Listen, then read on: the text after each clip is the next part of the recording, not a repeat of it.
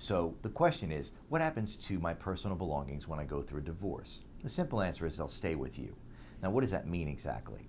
Well, if you have, for example, a gift that was given to you, a watch, some jewelry or something that was given to you by your spouse, those items can remain with you. However, the value of those items, one half of which goes back to the spouse. So just use a watch, for example.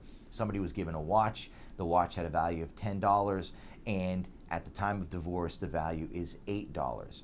Therefore, the spouse is entitled to $4. So you're going to either give the watch or give the $4. So really, the answer to the question, what happens with your personal belongings, they will go with you. Now, what if you had some items before you were married?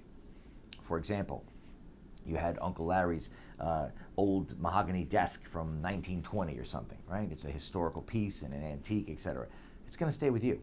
If you brought it into the marriage with you, it stays with you.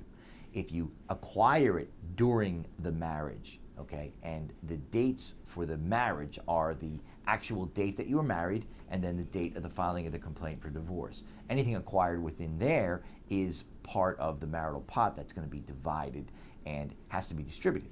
So your personal items, make a list right away. When you're going to head into a divorce, one of the first things you want to do is identify what items you want, what items you want to keep, where did the other items come from, are they inherited property, were they gifts, etc.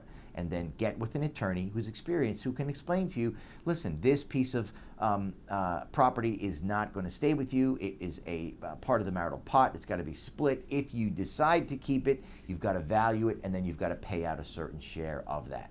So basic answer, your items, your personal items are going to come with you. You may have to pay something, though, if it has some value and it was an interspousal gift.